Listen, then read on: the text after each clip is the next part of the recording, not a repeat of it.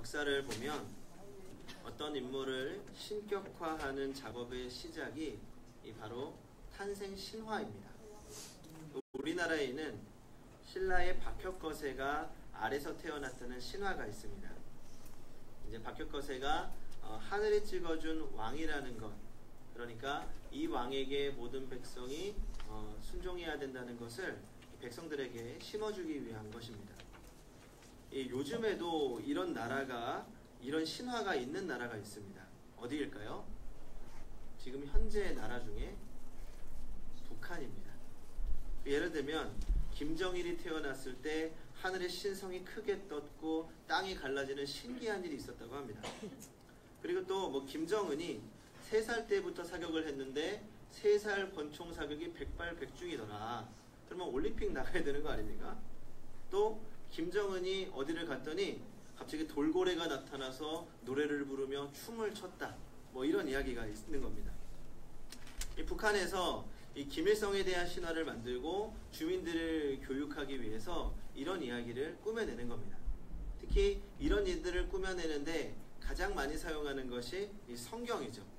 마치 김일성을 예수님처럼 포장하는 겁니다.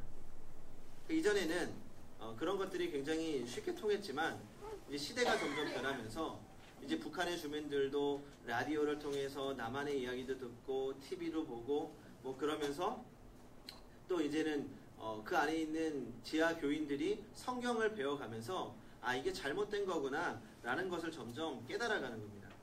그래서 이제 최근에는 귀순하는 분들도 더 많아지고 있는 거죠. 그러니까 이런 거짓 탄생 신화 말고 이제 진짜 탄생 신화를 이야기해 보려고 합니다.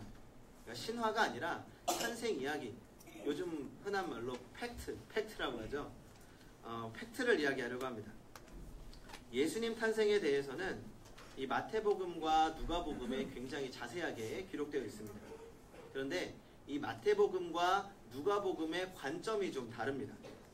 마태복음은 예수님이 왕이시라는 것을 중심으로 예수님의 탄생을 기록했고, 그리고 누가복음은 예수님이 사람으로 오신 하나님의 아들이라는 것을 강조하기 위해서 이 탄생을 기록하고 있습니다. 이 마태복음이 예수님이 이 땅에 오신 이 만왕의 왕이다라는 것을 증거하는 만왕의 왕이라는 것을 증거한다고 보는 두 가지 이유가 있습니다. 첫 번째는 이 마태복음이 다윗의 족보, 그러니까 이 왕의 족보로 시작한다는 겁니다. 그 두 번째로 이 마태복음의 2장에 보면 동방박사들이 어린 아기 예수님을 찾아와서 굉장히 귀중한 예물을 드립니다. 그런데 이 예물이 왕께 드리는 예물이다 라는 것을 보면서 이 마태복음은 왕으로서의 예수님을 강조하면서 시작한다 라고 이야기합니다. 이렇게 마태복음은 예수님을 왕으로서 강조합니다. 그러니까 사실 이 어떤 이야기를 시작하면서 이 족보부터 시작하는 건 우리들에게는 좀 익숙하지 않은지 모르겠지만 이 당시 유대인들에게는 굉장히 당연한 논법이었습니다. 당시 1세기에 유대인 역사가 중에 요세푸스라고 하는 사람이 있는데, 이 요세푸스가 자신의 자서전을 쓸 때 자신의 족보부터 썼습니다.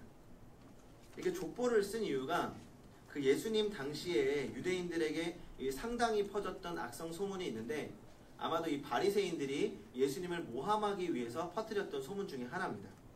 그건 예수님이 로마 군인과 마리아와 불륜으로 태어난 사생아다라는 소문입니다. 그래서 마태는 예수님에 대한 정확한 족보로부터 이야기를 시작하는 겁니다.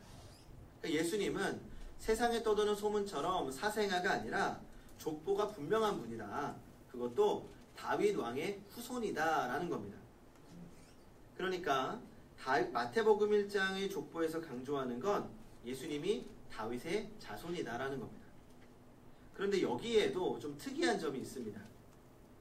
보면 다윗만 왕이라는 단어를 써서 표현하고 다른 사람들은 이름만 기록합니다. 이제 보시면 이제 6절 이하에 다윗 이후로 솔로몬 이하로 그 안에 자손들이 나옵니다. 이 모두가 왕입니다. 그런데 그 사람들은 이름만 쓰여져 있고 다윗만 왕이라고 기록합니다. 6절을 보시면 이새는 다윗 왕을 낳으니라. 그러니까 계속해서 마태복음 족보는 예수님이 다윗의 혈통임을 강조하면서 왕이심을 강조합니다. 그리고 17절을 한번 같이 읽어보겠습니다. 17절을 같이 읽어보겠습니다. 시작. 그런즉 모든 대수가 아브라함부터 다윗까지 14대요 다윗부터 바벨론으로 사로잡혀갈 때까지 14대요 바벨론으로 사로잡혀간 후부터 그리스도까지 14대더라. 또 한 가지 이 마태복음 족보에서 특이한 점은 예수님의 족보를 14대씩 14대씩 나누어서 정리한 겁니다. 실제로 이 예수님의 족보를 다 나열해 보면 14대가 훨씬 넘습니다. 그런데 굳이 14대로 맞춰서 정리를 합니다. 왜냐하면 이 14가 다윗의 숫자이기 때문입니다. 다윗을 히브리어로 표기하고 그 알파벳의 숫자를 합하면 14가 됩니다. 계속해서 다윗 왕의 자손이라는 것을 강조하는 거죠. 그러면 이 마태는 왜 예수님이 다윗 왕의 자손이라는 것을 이렇게 강조하고 있는 걸까요? 그건 예수님이 아주 오래전부터 약속되었던 메시아라는 것을 전하면서 예수님은 다윗 왕보다 훨씬 더 큰 능력과 위엄으로 세상을 통치하실 왕 중의 성도 여러분, 우리가 믿는 예수님은 만왕의 왕이십니다. 하나님이 약속했던 하나님의 아들 예수 그리스도는 지금도 우리를 다스리시는 만왕의 왕이심을 믿으시기 바랍니다. 그렇다면 오늘 우리가 주목해야 할 점은 예수님이 어떤 왕이신가 하는 겁니다. 그래서 오늘 말씀의 족보를 조금 더 살펴봐야 됩니다. 족보에 많은 이야기가 담겨져 있죠. 예수님의 족보를 보면 이 놀랄만한 이 당시 유대 사회에서는 굉장히 파격적인 것들이 몇 가지 숨겨져 있습니다. 이 첫 번째는 여자들의 이름이 기록되어 있다는 겁니다. 이 보통 유대인의 족보에는 절대 여자들의 이름이 등장할 수가 없습니다. 예수님께서 오병이어의 사건, 5,000명을 먹이셨던 그 기적만 보았을 때도 그 5,000명에는 여자가 포함되어 있지 않습니다. 그러니까 사람을 셀 때 숫자로도 포함되어 있지 않았습니다. 그런데 예수님의 족보에는 여자들 이름이 4명이나 들어가 있죠. 그리고 두 번째는 그 여자들이 그냥 일반 여인들이 아니라 이방인 여인들이 많다는 겁니다. 그 3절을 보시면 3절의 다말도 이방 여인이고 5절의 라합도 이방 여인이고 또 룻도 이방 여인입니다. 이제 6절에 우리아의 아내 밧세바가 등장하는데 이 밧세바만 이스라엘 여인이고 나머지는 모두 이방인이라는 것은 이 당시 유대 사회에서 보면은 굉장히 파격적인 겁니다. 그리고 세 번째로 이 족보에 숨기고 싶은 죄도 숨기지 않고 그대로 적었다는 겁니다. 이 6절을 보시면 다윗은 우리아의 아내에게서 솔로몬을 낳고 라고 기록합니다. 다윗의 일생에 있어서 딱 한 가지 실수, 딱 한 가지 치부라고 이야기하면 충신 우리아의 아내를 빼앗은 일입니다. 그냥 성경을 적을 때 밧세바에게서 솔로몬을 낳고 아니면 그렇게만 적어도 대단한 일인데 그냥 솔로몬을 낳고 이렇게 적어도 되는데 굳이 우리아의 아내 밧세바라고 말하면서 다윗의 죄를 의도적으로 상기시킨 겁니다. 그리고 이 족보 전체를 봤을 때 이 사람 마음에 안 들어서 꼭 한 명 빼야 된다고 하면 누구를 빼야 될까요? 아마 5절에 라합을 빼야 될 겁니다. 라합은 기생 출신입니다. 오늘날로 말하면 그냥 창녀죠. 아무리 개과천선해도 그 과거는 바뀌지 않습니다. 그리고 당시의 기생은 죄인 중에 죄인입니다. 그러니까 일반적으로 숨기고 싶은 조상이죠. 그런데 마태는 일부러 기생 출신 라합을 족보에 올려놓습니다. 그러면 왜 이런 숨기고 싶은 사실까지 낱낱이 적어놓은 걸까요? 왜냐하면 예수님은 왕은 왕이신데 우리가 생각하는 그런 왕이 아니라 전혀 새로운 왕이라는 것을 말하고 싶었던 겁니다. 그래서 오늘 말씀을 통해 예수님이 어떤 왕이신지 이야기를 나누어 보려고 합니다. 첫 번째로 우리 예수님은 이방인들의 왕이십니다. 바꾸어 말하면 불신자들의 왕입니다. 이스라엘은 선민 사상이 굉장히 강한 민족입니다. 이스라엘에 이런 이야기가 있다고 합니다. 유대 어린아이가 하나가 아버지에게 물었습니다. 아빠, 우리는 하나님의 구원을 받은 이스라엘 백성들이잖아요. 그러면 저희만 있으면 되는데 하나님께서는 왜 굳이 저 이방인들을 만드신 거예요? 그러자 아버지가 대답했습니다. 응, 나중에 지도 만드신 거야. 그만큼 이스라엘 백성들은 자신들만 구원받는 존재라고 생각했습니다. 아주 중요한 부분입니다. 왜냐하면 우리도 모르는 사이에 기독교 선민주의 사상에 물들었기 때문입니다. 교회는 거룩하고 세상은 속되고 그리스도인은 거룩하고 불신자는 거룩하지 못하다. 그래서 예수님을 교회의 구원자라고 생각하기 쉽습니다. 하지만 성도 여러분, 우리 예수님은 지금 이곳에서 예배를 드리는 사람만의 예수님이 아닙니다. 예수님은 불신자를 포함한 모든 사람들의 구원자이시며 모든 사람의 왕이시며 모든 사람들의 왕 중의 왕이십니다. 지금 우리가 살고 있는 옆집의 왕이시고 응암동의 왕이십니다. 이번 총회의 표어가 거룩한 교회 다시 세상 속으로입니다. 그동안 교회가 세상과 거리를 두고 고결한 것처럼 지내왔다면 이제는 세상 속의 교회가 되어야 한다는 겁니다. 그런데 이제 총회에서 일하시고 또 실제로 마을 목회, 주변에 있는 이웃들과 관계를 하면서 잘 사역을 하시는 이 목사님 한 분이 이 표어를 만들 때 굉장히 반대하셨다고 합니다. 다른 이유가 아니라 일단 표현이 잘못됐다는 겁니다. 이 거룩한 교회 다시 세상 속으로라는 말은 여전히 기독교 선민주의가 남아있고 지배적인 의미가 강하다는 겁니다. 그래서 세상 속으로라고 표현하는 것이 아니라 세상과 함께라고 표현해야 된다는 겁니다. 일리 있다고 생각했습니다. 우리의 삶과 가치관은 거룩하게 구별되어야 하지만 불신자와 우리를 구별해서는 안 됩니다. 우리 주님은 우리 모두의 왕이십니다. 교인이 주민이 되어야 하고 주민을 교인으로 생각해야 합니다. 응암이동 모두가 한 분 예수님을 왕으로 모시는 지체로서 생각할 수 있어야 한다는 겁니다. 둘째로 예수님은 죄인들의 왕이십니다. 예수님의 당시 별명은 두 가지였습니다. 먹기를 탐하고 포도주를 즐기는 자, 그리고 세리와 죄인들의 친구. 예수님은 당시 같은 민족조차 싫어하고 피하는 사람들과 늘 같이 하셨습니다. 그래서 스스로 의인이라고 생각했던 서기관과 바리새인들에게 예수님이 손가락질 받았고, 그 스스로 의인이라고 생각했던 서기관과 바리새인들에게 죄인이라고 손가락질을 받았던 그 죄인들과 예수님은 늘 함께 하셨습니다. 전 요즘 최명호 전도사님을 보면 예수님이 사역하시던 모습이 떠오릅니다. 지금 우리 청소년부 친구들 참 많아졌습니다. 제가 광고도 여러 번 드렸죠. 그런데 이 친구들이 절대 쉬운 친구들이 아닙니다.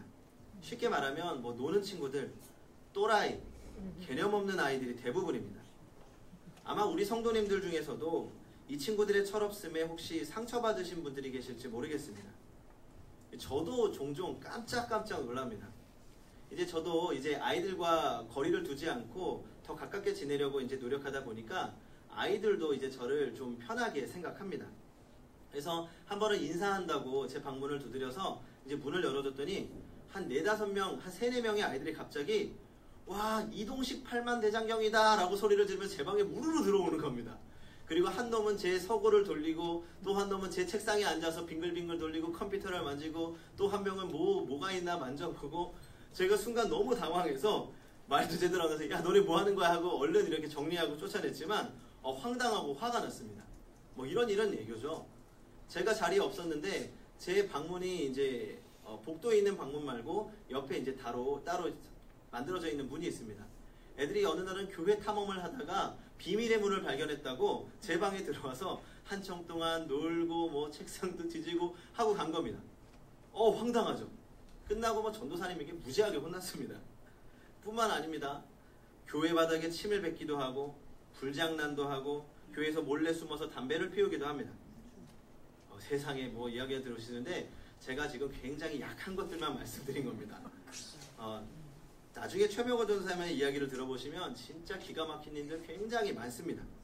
그런데 더 큰 문제는 그런 행동을 하는 자신들이 잘못된 건지도 모릅니다. 물론 그런 잘못할 때마다 전도사님도 그렇고 저도 그렇고 정말 따끔하게 혼냅니다. 정말 정색하고 너 이게 얼마나 잘못된 행동인지 아주 가감없이 분명하게 이야기합니다. 가만두지 않습니다. 감싸안지만 않습니다. 그런데 그때뿐이지 전혀 변하는 것 같지 않습니다. 한 번은 이 전도사님이 저에게 진지하게 이야기를 했습니다.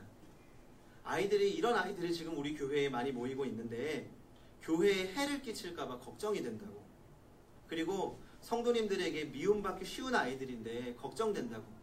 이 아이들 지금 자기들이 뭘 잘못하는지도 잘 모르는데 이 아이들 행동 때문에 성도님들한테 상처 주고 미움받을까봐 걱정된다는 겁니다. 사실 저도 고민한 적이 있습니다. 앞으로도 계속해서 이런 아이들만 모이면 어떻게 하지? 그리고 전혀 변하는 것 없이 흔한 말로 교회 물 흐리면 어떻게 하지? 이런 생각이 드는 겁니다. 그런데 생각해보면 늘 예수님 주변으로 이런 사람들만 모였습니다. 그리고 예수님은 그런 죄인들을 찾아다니셨고 만나셨고 사랑하시고 또 말씀으로 가르치셨습니다.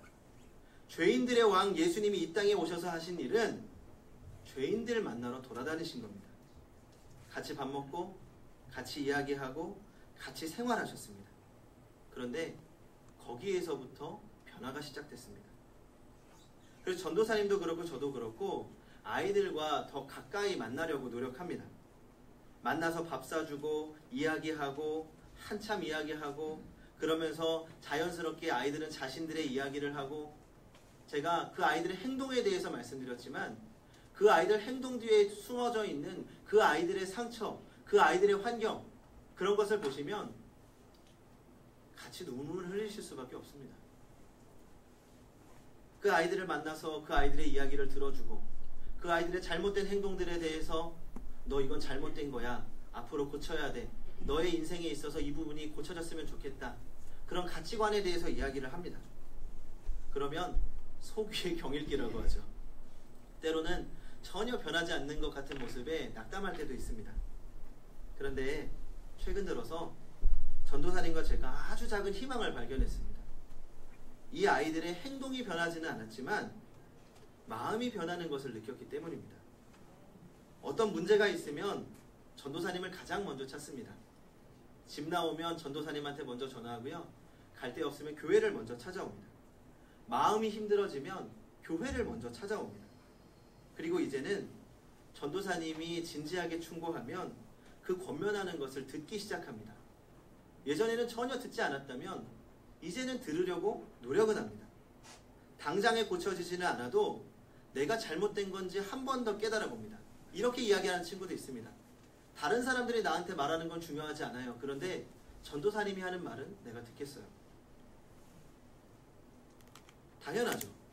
그렇게 같이 밥 먹고 같이 웃어주고 같이 울어주고 함께 그렇게 하는데 그 이야기를 안 들으면 이상한 겁니다. 물론 제가 봤을 때 이 녀석들 사람 되려면 1, 2년을 갖고 안 될 것 같습니다.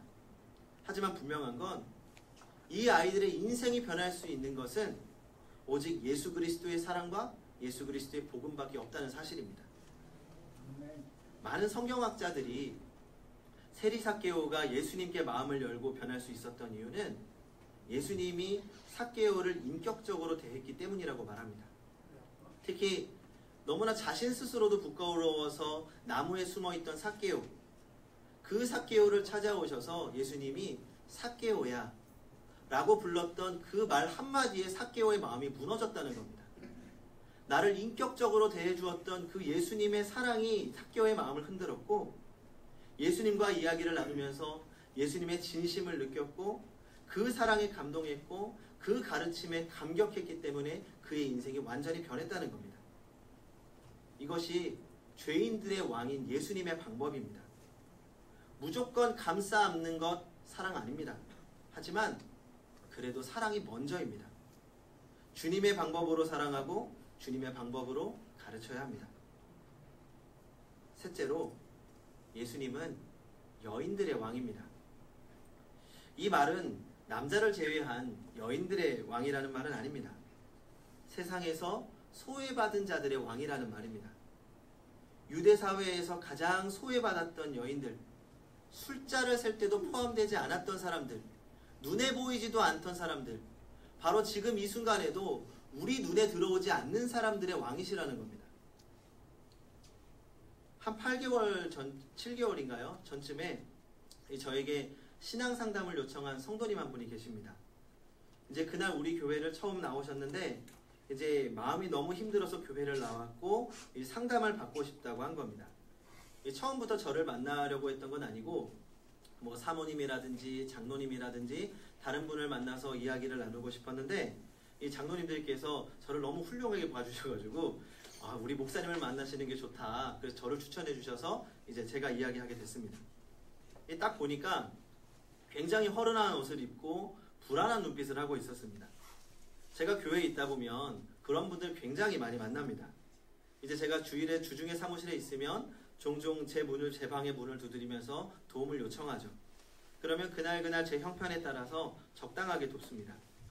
이제 그분을 처음 보자마자 그분의 행색을 보고 그런 분들 중에 한 분이려니 당연하게 생각했습니다. 일단 그래도 먼저 제 방에 모시고 따뜻하게 차 한 잔을 대접했습니다. 그러니까 자신은 본래 교회를 너무 싫어하는 사람이었다고 말하면서 이야기를 시작했습니다. 남편은 일용직에서 일하면서 술과 여자 문제로 늘 힘들게 했습니다. 툭하면 욕하고 때리고 그러면서 자신의 부러진 이빨과 여기저기 맞은 상처를 보여주었습니다. 지금은 아이 하나를 데리고 살고 있는데 그 아이마저 엄마가 너무 뚱뚱해서 싫다고 창피하다고 자신을 피한다는 겁니다. 그리고 또 다리를 보여주었는데 이 다리에는 시멘트 독이 올라서 피부가 엉망이었습니다. 저는 시멘트 독이라는 거 처음 봤는데 정말 이루 말할 수 없을 만큼 피부가 엉망진창이었습니다. 그러면서 내가 지금 너무나도 힘들게 살고 있다고 이야기를 했습니다. 그럼 천주교 신자였는데 본인은 천주교 신자였는데 성당을 안 간 지는 한 10년이 넘었고 그러면서 자신은 본래 교회를 너무 싫어하는 사람이었다고 말했습니다. 이 집 앞에 있는 교회에서 이제 늘 전도를 했는데 전도를 하는 사람들도 자신을 보면 피했다는 거죠. 길거리에서 자신이 남편에게 매를 맞고 욕을 먹고 있으면 이 전도하던 분들이 모른 척 지나가기도 했다는 겁니다. 그럴 때면 오히려 이분이 전도하는 사람들을 향해서 이분도 막 욕을 했습니다. 예수 믿는다는 것들이 이렇게 사람 매맞는데 모른 척 한다고. 저것들 예수 믿는다고 하면서 사람 죽어가는데 모른 척 한다고. 또 한 번은 이 전도대에 새로운 성도가 등록하셨는지 이분이 이제 그 어려워하셨던 분에게 전도지를 나누어 주려고 하는 겁니다.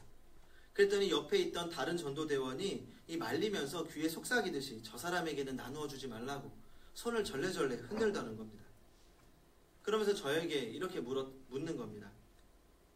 예수님은 가난하고 병든 사람들 위해서 오셨다고 하는데 왜 저는 도와주지 않는 거죠? 왜 교회는 저 같은 사람 모르는 척 하는 거죠? 그 말을 듣는데 속에서 모를 뭔가 화가 나는 겁니다. 그러면서 말하기를 사실 나도 그분들한테 똑같이 욕했기 때문에 그분들이 그렇게 하는 건 이해가 된다고. 그래서 나도 교회는 문턱도 밟을 생각 없었다고. 그런데 지금 내 마음이 내가 너무 힘들고 너무 막막해서 교회라는 곳 찾아와서 내 마음 이야기하고 싶다고. 주변 사람들한테 이야기해보니까 행복한 교회가 괜찮다고 해서 한번 찾아와 봤다고. 그리고 저에게 물었습니다. 저 같은 사람이 교회에 와도 되는 건가요? 저는 예수님을 욕했고 교회를 욕했고 지금 드릴 게 아무것도 없는데. 그 이야기를 듣는데 막 가슴이 먹먹했습니다. 저도 모르게 갑자기 막 소리치듯이 말했습니다. 아닙니다. 예수님은 당신 같은 사람을 위해서 이 땅에 오셨습니다. 그리고 지금도 당신 같은 사람을 위해서 나를 보내셨고 당신 같은 사람을 위해서 교회를 세우셨습니다. 알 수 없는 감정과 차오르는 눈물을 참으면서 말했습니다. 그리고 안타깝고 부끄러웠습니다. 예수님은 이 땅에 가난하고 병든 자들, 소외된 자들, 사람들이 손가락질하는 죄인들의 왕으로 오셨는데 도대체 나는 교회는 누구를 위한 삶을 살고 있는 것인가? 하나님 앞에 부끄럽고 교회를 들 수 없는 심정이었습니다. 그리고 한참 동안의 이야기를 마쳤습니다. 마지막으로 이제 정부의 도움을 받게 되는데 그때까지 며칠만 혹시 도와줄 수 있는 이야기였습니다. 순간 제 마음 안에 두 가지 마음이 들었습니다.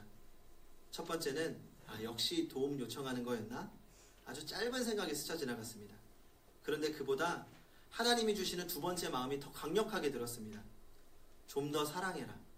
적당하게 사랑하지 말고 제대로 사랑해라. 내가 한 것처럼 해라. 그리고 제가 예수님 대신 일해야 된다는 생각이 들었습니다. 마침 제 지갑에 딱 10만 원 들어있었습니다. 원래 제가 현금을 가지고 다니지 않는데 이것도 하나님이 예비하셨다는 마음이 들었습니다. 그리고 전부를 건네주면서 말씀드렸습니다. 이것밖에 없어서 죄송합니다. 갚지 않으셔도 됩니다. 하나님은 당신을 사랑하십니다. 생각보다 큰 액수가 나왔는지 깜짝 놀라시고 당황하시더라고요.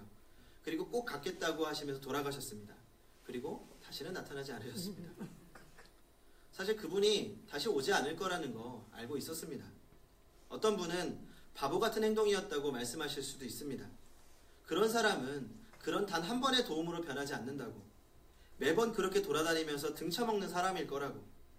하지만 그때 하나님이 주신 마음은 다시 보게 되지 못하더라도 오늘 나를 통해서 그분이 받았던 상처는 분명하기 때문에 그 상처가 아주 조금이라도 치유되어지고 예수님의 사랑이 아주 조금이라도 전해지기를 바라는 마음이 들었습니다. 왜냐하면 우리 예수님은 바로 이런 분들을 위해 오셨기 때문입니다. 소외된 자들, 죄인들, 어쩌면 그 상처가 깊어서 자신에게 어떤 문제가 있는지조차 모르는, 그래서 우리가 볼 때에는 가시도 치고 변하지 않을 것 같은 사람들, 그들을 위해서 오신 겁니다. 우리는 어느새 나도 죄인이었다는 것을 잊어버리는 것 같습니다. 우리도 주님께서 용납해 주신 죄인들입니다. 어느새 시간이 지나 돌아온 탕자를 미워하던 첫째 아들의 모습으로 살아가는 것은 아닌지 우리 스스로를 돌아보아야 합니다. 성도 여러분, 교회는 어떤 사람들이 모이는 곳입니까? 배운 사람들, 잘난 사람들, 돈 많은 사람들, 예수님 믿기 위해서 준비된 사람들, 그런 사람들만 모이는 곳이 아닙니다. 세상에서 소외받은 사람들, 상처받은 사람들, 그리고 죄인들이 모이는 곳이 교회입니다. 그러다 보니 교회 안에서 말도 많고 서로 간의 다툼도 있고 상처도 있습니다. 하지만 교회가 원래 그런 곳입니다. 예수님께서 그런 사람들 모아놓고 가르치셨고 그런 사람들의 왕으로 오셨습니다. 전 우리 교회가 죄인들이 넘치는 교회가 되기를 바랍니다. 그리고 죄인을 사랑하는 교회가 되기를 바랍니다. 무엇보다 그 죄인들이 모여 주님의 자녀로 변화되고 또 성숙해져서 함께 예배하고 함께 기뻐하는, 그리고 또 다른 죄인을 변화시켜 나가는 예수님의 왕 되신 교회, 예수님을 닮아가는 성도님들이 되시기 바랍니다. 아멘. 기도하겠습니다.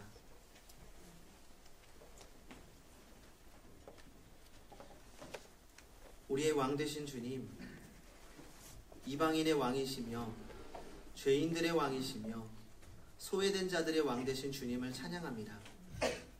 그 주님의 사랑과 은혜로 우리도 여기에 있음을 깨닫습니다. 늘 우리의 죄인됨과 구원을 잊지 않게 하여 주시옵소서. 또한 이제는 그 주님의 마음으로 세상을 바라보기 원합니다. 세상과 교회가 함께 걸어가고 소외된 자들과 죄인들이 교회에 함께 모여 함께 성숙하기를 원합니다. 그렇게 주님이 왕 되신 교회, 그 주님을 닮아가는 성도가 되게 하여 주시옵소서. 주님께서 우리 한 사람 한 사람을 함께 하시고 인도하실 줄 믿으며 예수님의 이름으로 기도합니다. 아멘.